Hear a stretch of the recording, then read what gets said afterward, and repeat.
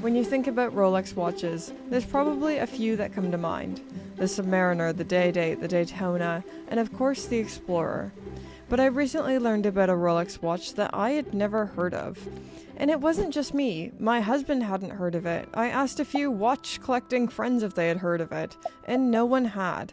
What is extra weird is that this is a Rolex watch. This is from the most popular wristwatch brand on earth. So I started searching the internet and YouTube to learn more about this watch, and I could only find one video that features this watch. So, have you ever heard of the Rolex Space Dweller?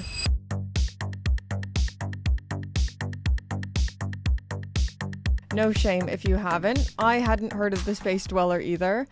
In fact, I'd feel a little bit better if you hadn't heard of it either, so then I wouldn't feel so alone in not knowing anything about it. So the Space Dweller was this extremely limited run Rolex Explorer 1016 released exclusively in Japan. This is so niche. This is going to be one of those videos that nobody watches because it's so... So it is in every single way the exact same watch as the Rolex Explorer 1016. 36mm case, black Explorer dial, 369 numbers on the dial, the caliber 1560 or 1570 movement. It is literally the exact same watch. Except, where the 1016 Explorer says Explorer on the dial, this one says Space Dweller. If you're a bit newer to watches, the reference 1016 was the very first ever Rolex Explorer, created in 1953 in honor of the ascent up Mount Everest. It is now a very well-loved model and a legendary vintage collector's watch, and the spirit of the 1016 lives on through the modern Rolex Explorer. So I've never seen a Space Dweller in person. I didn't even know it existed until one came up for sale on Chrono24 recently, and I was like, what is that? I thought it was a joke. So I'm by no means an expert on this topic, but ever since I saw it for sale on Chrono24, I've not been able to stop thinking about it and researching it. I've spent the last few days just learning everything there is to know about this watch on the internet, and there isn't a great deal. So this watch was released for an insanely short amount of time, between 1963 and 1966-ish, exclusively in Japan. And we have no idea how many of these exist. We have no idea how many of these are floating around in the world. Most experts estimate a dozen, maybe two, maybe. It's just so rare, we don't know. But the question I keep asking is why? Why does this watch exist? Why is there so few of them? And why only Japan? And once again, there just isn't a lot of information out there.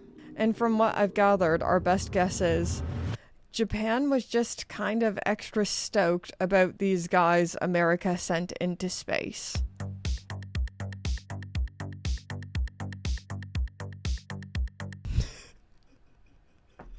It's so weird. So, okay, stick with me here, guys. Remember, it's the 1960s. The world was really different than it is now, and had these unique events happening. John F. Kennedy was president, or Prime Minister John Diefenbaker, if you're Canadian like me. It was the Cuban Missile Crisis, and some of the darkest days of the Cold War. But it was also the time of these superhuman heroes. It was Muhammad Ali, Martin Luther King Jr., it was the Beatles. Just gorgeous, he's gorgeous. Ringo has a sexy nose. And of course, it was the space race. The space race had a lot more meaning going on to it behind the scenes. It wasn't just about what country could get into outer space first. It was an ideological battle between the East and the West. But that's another video for another time.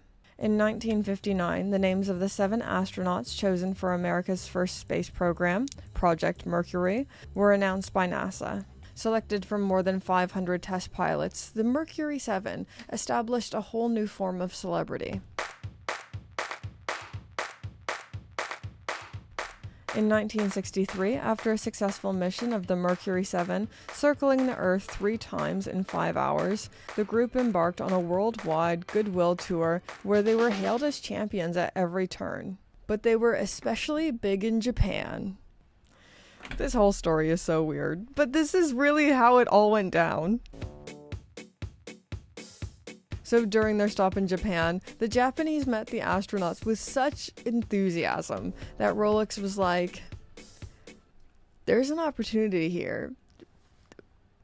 For a watch company like Rolex, with exploration being at the heart of its marketing, some association with the expedition seemed inevitable, and the 1016 was the perfect model to celebrate. The whole reason why the Explorer exists was to commemorate Edmund Hillary and Tenzing Norgay reaching the top of Mount Everest. These amazing explorers with historic feats. And by the early 1960s, there was this new kind of explorer, the kinds that go into space and did the impossible. But rather than going full steam ahead with this new space dweller, they released very limited quantities in a very limited market. And although the Japanese were notably excited about the space explorers, they weren't quite as excited about the Rolex space dweller. The watch never quite took off, and Rolex aborted mission only 3 years into the trial. Hence why these are now ultra rare. These really don't come up all that often. So in May 2002, a space dweller appeared at auction and sold for $13,600. And then in 2008, one came up again, selling for $48,000. And then in 2020, a Rolex space dweller came up for auction in Hong Kong and sold for $136,000. That is 10 times the 2002 value. And now we've got this guy on Chrono 24 going for £200,000. I'm not quite sure they'll get that much from it, but you gotta love a chancer. Who knows what this will sell for? These things are only really worth what people will pay for them. So yeah, this is everything I've learned about the space dweller since becoming weirdly obsessed about it for the last few days. And this is one of those things that's so awesome about being in the watch hobby.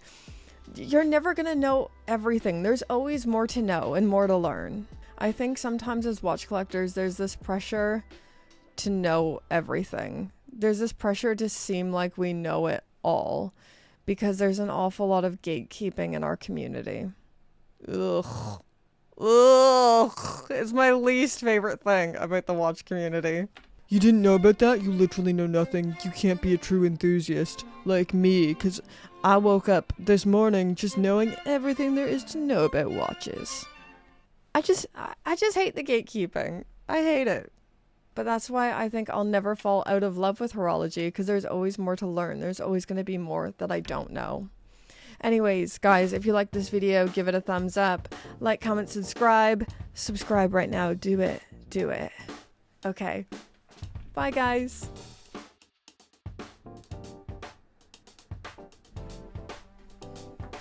All right.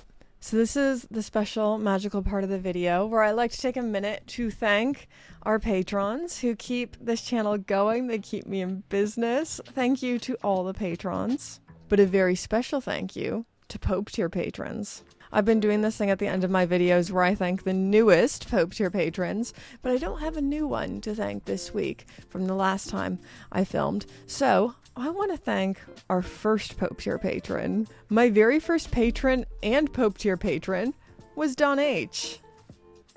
You know who you are. You know who you are. Thank you, Dawn, for being a great friend to me, supporting the channel, and just always being your awesome, wonderful self. Long live the cults. Thanks, Pope tier patrons.